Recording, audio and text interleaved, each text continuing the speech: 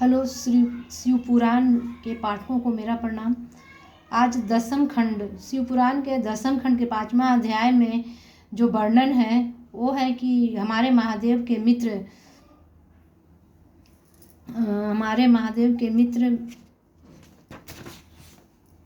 कुबेर जी हैं, जिनको हम लोग धन के खजाना के रूप में पूजते हैं हम लोग। और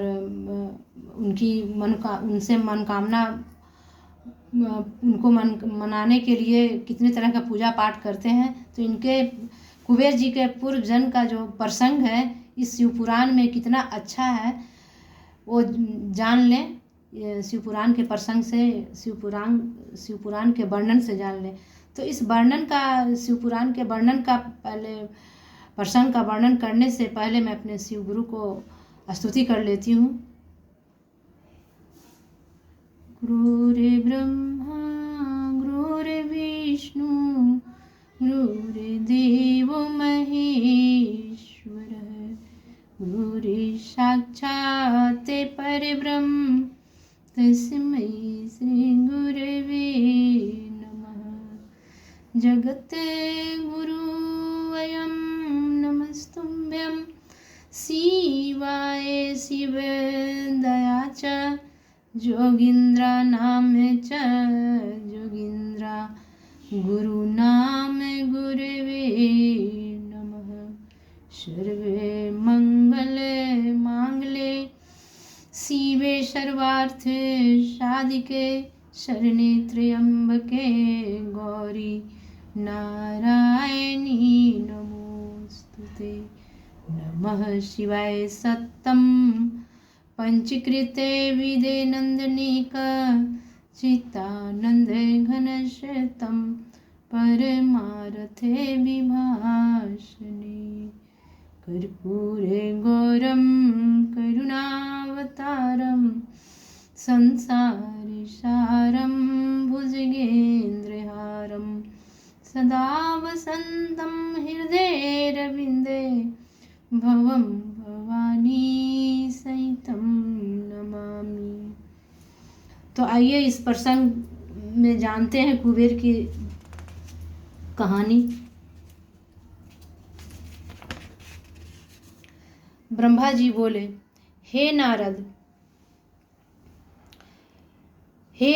अब मैं तुमसे वह वृत्तांत कहता हूँ जिस प्रकार गुणनिधि नामक ब्राह्मण ने शिवरात्रि व्रत करके आनंद प्राप्त किया था।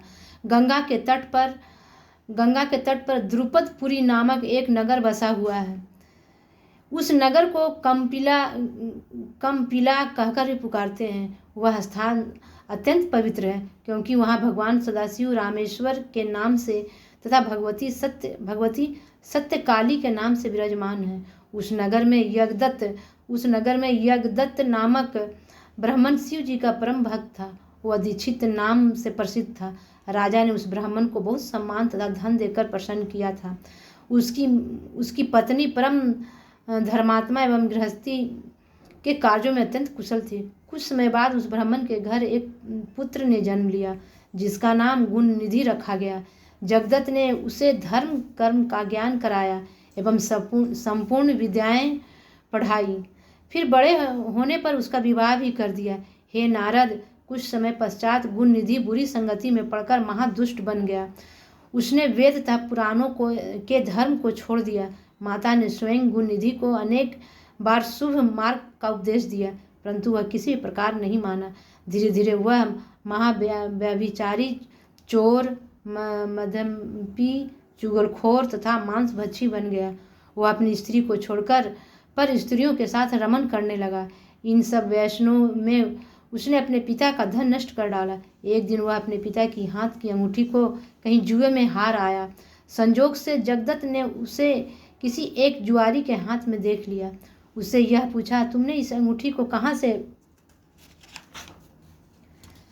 से पाया है? उस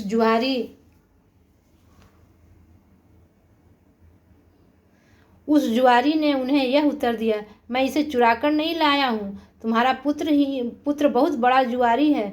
उसी से मैंने यह अंगूठी जुए में जीती है। हे नारद, जुआरी की बात सुनकर यज्ञदत्त लज्जा से अपना मस्तक नीचा कर घर लौट आया और अपनी स्त्री से गुण निधि के बारे में यह पूछने लगा कि आजकल तुम्हारे पुत्र का चाल चलन कैसा है। यद्यपि जगदत्त को सब वृतांत ज्ञात हो चुका था, फिर भी गुणनिधि की माता ने वास्तविक हाल छिपाकर यह उत्तर दिया कि गुणनिधि किसी भी प्रकार के बुरे कर्म में नहीं है। यह सुनकर यज्ञदत्त ने क्रुद्ध हुआ कुश और पानी मांगकर गुणनिधि के नाम कुशोदक छोड़ दिया, अर्थात उसका त्याग कर डाला। यह देखकर गुणनिधि की माता ने हाथ जोड़कर अपने पति को समझाते हुए बहुत प्रार्थना की। तब जगदत्त ने अपने क्रोध को शांत कर लिया, परंतु जब गुणनिधि ने अपने पिता के क्रोध का समाचार सुना तो वह उसके भय से रोता पीटता हुआ घर से बाहर भाग गया। हे नारद, गुणनिधि को मार्ग में चलते चलते जब सूर्यास्त हो गया तब वह एक स्थान पर बैठकर रोने लगा। संजोगवश उस दिन शिवरात्रि थी। एक शिव भक्त पूजन की सामग्री सहित उसी मार्ग से जा रहा था जहाँ गुणनिधि थक कर बैठा हुआ था। गुणनिधि को उस समय बड़ी जोर की भूख लग रही थी। जब उसने यह देखा कि वे लोग उत्तमोत्तम पकवानों को शिव जी के ऊपर चढ़ाने के लिए ले जा रहे हैं, तो उसने सोचा कि मुझे भी इन लोगों के साथ शिव मंदिर में जाना चाहिए।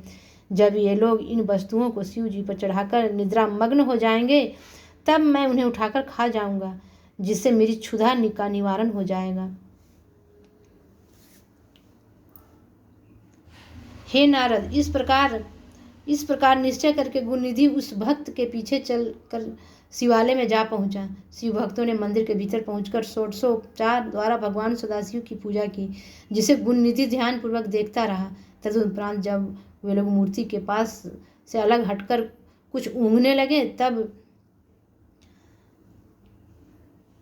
तब वह सबको सोता हुआ जानकर मूर्ति के समीप जा पहुंचा और धीरे धीरे पंख बढ़ाता हुआ शिव जी पर चढ़े हुए नैवेद्य को उठाकर खा लेने की चेष्टा करने लगा।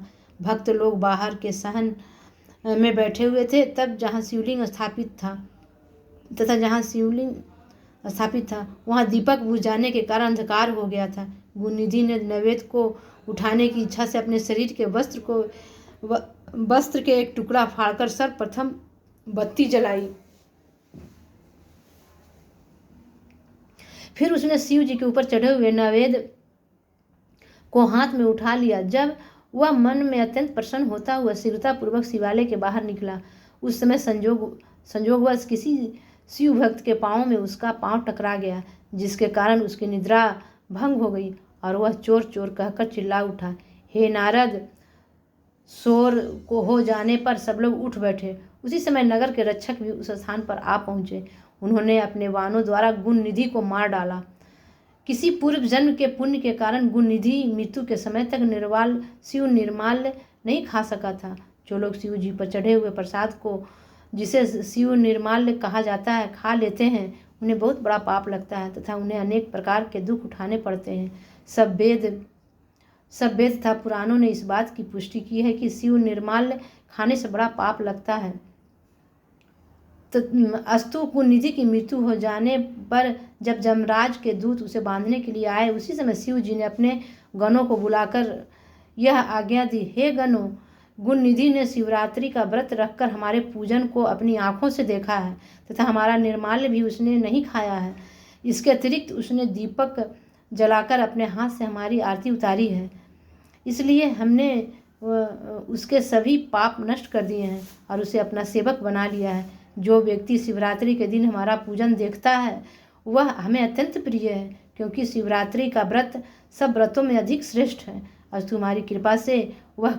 हमारी कृपा से वह कलिंग देश का राजा होगा। तदुपरांत उसके उपरांत कुबेर बनकर हमारे मित्र के नाम से प्रसिद्ध हो तीनों लोकों में सुजस प्राप्त करेगा। हे नारद, शिव जी के मुख से यह आज्ञा सुनकर गणों ने जमदूत के पास पहुंचकर उनके हाथ से गुणनिधि को छीन लिया और उसे शिव जी के पास ले आए। शिव जी की कृपा से गुणनिधि कलिंग देश का राजा होकर दम नाम से प्रसिद्ध हुआ। तदुपरांत वह कुबेर बनकर शिव जी के मित्र के नाम से संसार में प्रसिद्ध हुआ। यही है कुबेर जी की कहानी और कि शिवरात्रि व्रत के दिन और शिवरात्रि के व्रत का महिमा भी इस प्रसंग में वर्णन है। तो आज की पाठ यहीं, अब अगले पाठ में 6ठा अध्याय में शिवपुराण का प्रसंग जानेंगे।